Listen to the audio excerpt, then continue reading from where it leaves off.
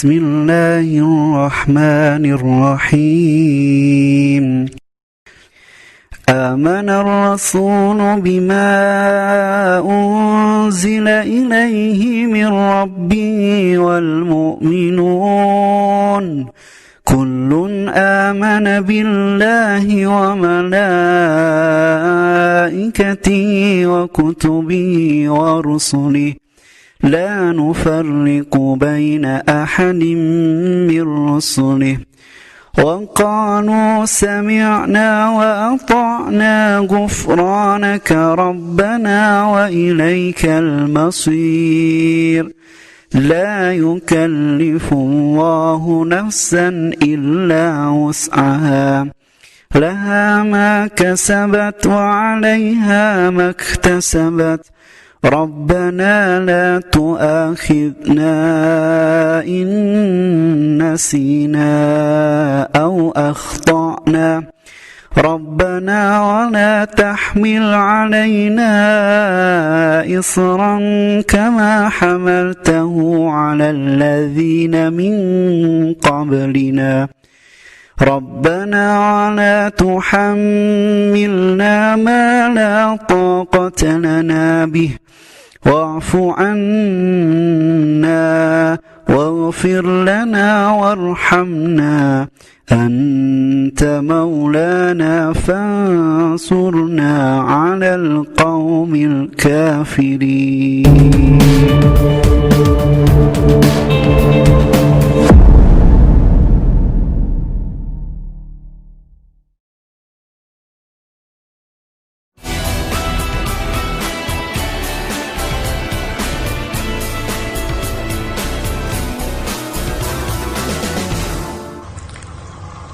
Sikap hidup seseorang dibentuk oleh keyakinan yang dimilikinya. Sebagai muslim, keyakinan kita berpatri pada dua kalimat syahadat.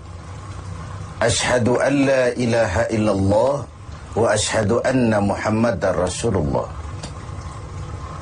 Kalimat ini membentuk perilaku kehidupan. Itulah ikrar yang kita ucapkan. Artinya, pada saat kita berkata asyhadu an la ilaha illallah, saya bersaksi tidak ada Tuhan selain Allah, kita sudah melaksanakan sebuah ikrar. Kalau saya yakin tidak ada Tuhan selain Allah, itu berarti saya tidak akan pernah takut kecuali hanya kepada Allah. Saya tidak akan pernah menggantungkan hidup kecuali hanya kepada Allah. Saya tidak akan melarikan persoalan kecuali hanya kepada Allah. Saya tidak akan minta tolong kecuali hanya kepada Allah. Saya tidak akan minta rezeki kecuali hanya kepada Allah. Berurat dan berakar itu di dalam hati, membentuk kepribadian dan mewarnai seluruh langkah kehidupan kita. Di zaman kita fasih betul mengucap dua kalimat syahadat. Tahlil pun lancar. Tetapi konsekuensi dari kalimat itu sering kita abaikan. Apalagi kita sedang berhadapan dengan zaman yang serba sulit seperti sekarang ini. Ekonomi yang belum pulih, lapangan kerja susah, pengangguran banyak, biaya hidup tinggi. Orang mudah mengalami proses pergeseran nilai. Solatnya masih menghadap Allah, tapi kepengen dagangan laris menghadap dukun. Dicampurlah itu, iyyaka na'budu wa dukun nasta'in. Ini kan sudah gaya hidup yang sinkrit. Nah, puasa melahirkan keikhlasan. Kenapa? Karena ibadah ini seperti kita pernah bicarakan tanpa sugesti. Mungkin kalau kita sholat masih berharap dilihat orang. Kita membayar zakat, kita bersedekah masih berharap dilihat orang. Tapi dengan puasa hanya kita dan Allah saja. Ini harusnya melahirkan gaya hidup keikhlasan. Bahwa kalau kita sudah berbuat, yang penting kita dan Allah saja. Mau dipuji orang atau tidak, mau didengar orang atau tidak, mau dilihat orang atau tidak, yang penting saya sebagai pelaksana sebuah ibadah dan Allah sebagai tempat tujuan kenapa ibadah ini saya laksanakan. Karena itu, pada jumpa kita sore ini kita akan bicara tentang ikhlas dalam menghadapi kehidupan ini. Sebab bukan saja hanya sholat kita harus ikhlas, puasa harus ikhlas, zakat harus ikhlas. Menjalani hidup ini pun kita harus dengan penuh keikhlasan. Kita tahu bahwa apa saja kalau sudah mulai kita gantungkan kepada yang selain Allah, bersiaplah untuk kecewa. Apa saja kalau sudah mulai kita gantungkan kepada yang selain Allah, bersiaplah untuk kecewa. Nah, ikhlas tentu bukan hal yang mudah dilaksanakan, walaupun sangat mudah untuk diucapkan. Tetapi inilah yang diperintahkan Allah kepada kita. Kalian wa ma umiru illa liya'budullaha mukhlisin. Kalian tidak diperintahkan kecuali hanya menjadi penyembah Allah yang penuh keikhlasan. Penyembah Allah yang berangkat dari semangat keikhlasan. Saya ingin mengungkap apa yang pernah disampaikan oleh Imam Al-Ghazali tentang keikhlasan ini.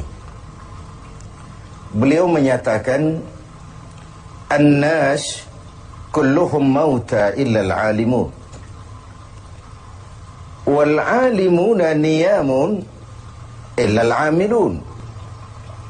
Wal-amiluna mughtarruna illa al-mukhlisun."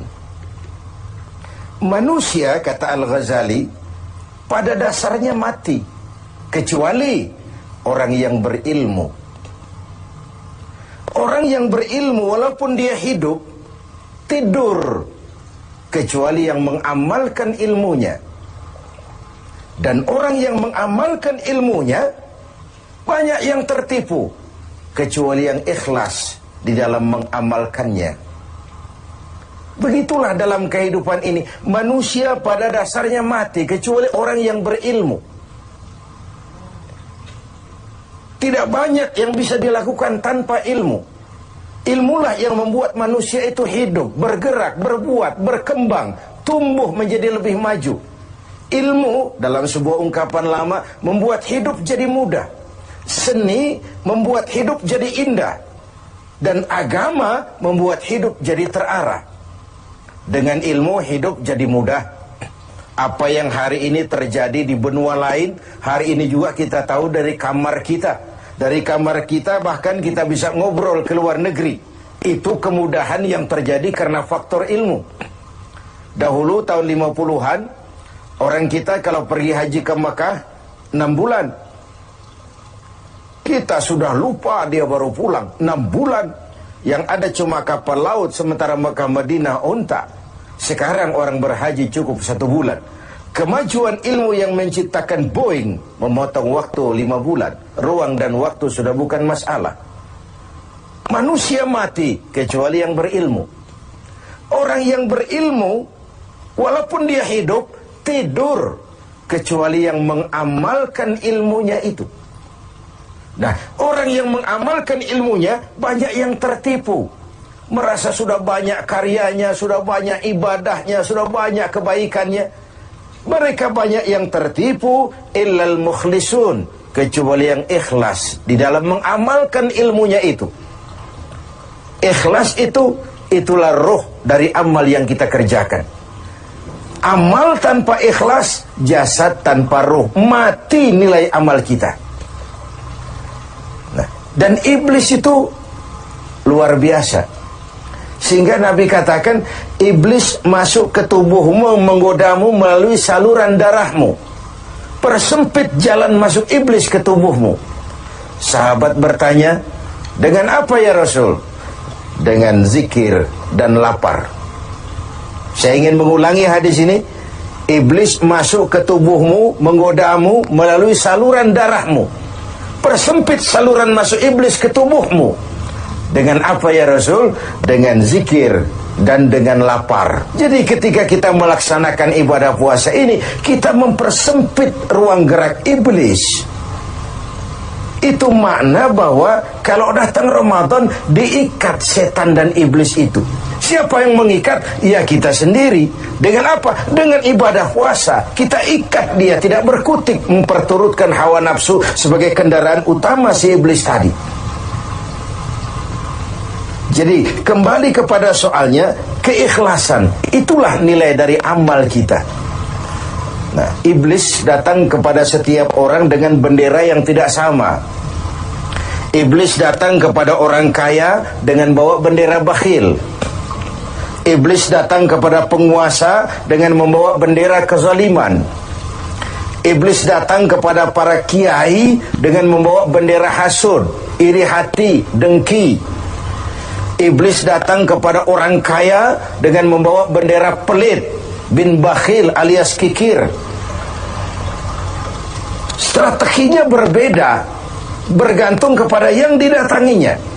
Nah, kalau itu tidak terkena, ditanamkannya lah perasaan bangga. Amalmu sudah banyak, kebaikanmu sudah banyak. Dihilangkanlah keikhlasan kita. Karena itu hadirin dan pemirsa, saya ingin menyampaikan sebuah potret tentang ikhlas ini. Dulu ada cerita, kiai punya santri 2 orang. Satu namanya si Ali, satu namanya si Umar. Satu hari si Ali pergi ke kebun, nyabut singkong. Singkong tercabut, Ali melihat, ini singkong bagus sekali. Kalau dihadiahkan kepada Pak Kiai, senang hati beliau. Tabarukan, cari berkah. Berangkat ke rumah Kiai bawa singkong. Sampai di rumah Kiai, Assalamualaikum Pak Kiai. Waalaikumsalam. Ada apa? Dari kebun Pak Kiai, saya jabut singkong, bagus sekali. Saya ingat sama Kiai, doakan saya Kiai. Bawa masuk ke dapur, Li. Ali masuk ke dapur, taruh singkong. Kiai bilang sama istrinya, Bu, Ali ini jauh-jauh datang kemari, hadiahkan kita singkong ini. Pulang kita kasih apa dia? Kata istrinya Kiai, Bang, ada seekor kambing di belakang, hadiah pengusaha temporary sama kita. Daripada di sini ada yang merawat, kan lebih baik dikasihkan si Ali. Siapa tahu dia pelihara berkembang biak jadi banyak nantinya. Jadilah itu. Ali permisi mau pulang, kata Kiai, Li, saya hadiahkan kau seekor kambing. Peliharalah, mudah-mudahan membawa berkah. Terima kasih Pak Kiai. Pulanglah Ali dengan kambing seekor ini. Di jalan pulang ketemu temannya si Umar. Dari mana kau, Li? Dari rumah Kiai, Umar. Itu kambing dikasih sama Kiai. Kenapa kamu dikasih kambing? Enggak tahu, saya datang cuman bawa singkong ke rumah Kiai, pulang dikasih kambing. Si Umar nih otak dagangnya jalan. Kalau Ali saja bawa singkong dikasih kambing, bagaimana kalau saya bawa duren? Jadi mampirlah si Umar ke pasar, beli duren 3 buah, dibawalah ke rumah Kiai. Kiai, Assalamualaikum. Ada apa, Mar? Duren Kiai, ikhlas karena Allah, ikhlas Kiai, silakan. Bawa masuk ke dapur, Mar. Umar taruh singkong taruh duren di dapur. Kiai bilang lagi sama istrinya, Bu, Umar ini datang bawa duren lebih banyak dari yang dibawa si Ali. Kita kasih apa dia pulang? Kata istrinya Kiai, Abang nih kambing seekor pun sudah dikasih Ali, Bang. Sudah nggak ada apa-apa lagi di rumah. Gitu ya? Iya. Jadi macam mana? Kata istrinya Kiai, begini sajalah Bang. Ali tadi kan datang bawa singkong. Lalu Umar nih daripada pulang tangan kosong, sudah singkong Ali saja kasihin si Umar. Begitu. Iyalah. Ya jadilah. Umar permisi mau pamit pulang, kata Kiai, Mar, ada singkong, kamu bawa pulanglah, saya hadiahkan sama kamu, rebus, mudah-mudahan bawa berkah buat kamu. Pulanglah si Ali bawa singkong nih kan. Jadi ini sebuah potret betapa si Ali yang ikhlas bawa singkong dapat kambing. Umar nih yang punya target bawa duren 3, pulang dapat singkong. Jadi ini sebuah cerita bahwa apa saja kalau sudah kita mulai bukan karena Allah, bersiaplah untuk kecewa. Itu dulu, barangkali adik-adik ada yang akan mengajukan pertanyaan, silakan. Assalamualaikum warahmatullahi wabarakatuh. Assalamualaikum. Kiai, ada yang ingin saya tanyakan berkenaan dengan ikhlas. Pertanyaannya, bagaimana contoh orang yang ikhlas dalam berbuat? Ya, contoh orang yang ikhlas dalam berbuat. Saya ingin menyampaikan sebuah cerita saja, tapi agak vulgar, tapi ini agak mendekati ya. Orang yang ikhlas dalam berbuat itu, mohon maaf, barangkali agak mirip-mirip orang yang buang air besar. Ini saudara-saudara kalau pagi buang air besar ikhlas enggak? Ikhlas kan? Apa pernah ditengok-tengok? Enggak pernah. Apa pernah berharap balik lagi? juga enggak. Walaupun malam habis makan enak, makan sate, buahnya anggur, apel, besok pagi dibuang ikhlas. Enggak begitu jatuh terus ditengokin, jangan-jangan satenya ini. Enggak, sudah ikhlas, kurelakan di kau pergi. Begitu kira-kira contoh orang yang ikhlas dalam berbuat. Ini maaf ya, contohnya agak vulgar, tapi saya pikir itu yang agak mendekati. Kalau sudah berbuat ya sudah diikhlaskan saja, dilepas. Karena ikhlas itu kan artinya selamat. Selamat dari noda, selamat dari kepentingan yang selain Allah, bersih dari kepentingan yang selain Allah. Nah itu yang kita inginkan dalam berbuat. Dan puasa sekali lagi melatih kita untuk menerapkan sikap-sikap ikhlas. Kan kalau sudah kita puasa, yang tahu cuma kita dan Allah saja. Bukan karena ingin dipuji orang, bukan karena ingin disanjung orang, tapi karena melaksanakan perintah Allah berdasarkan keikhlasan. Mudah-mudahan puasa ini semakin mendorong kita menjadi orang-orang yang ikhlas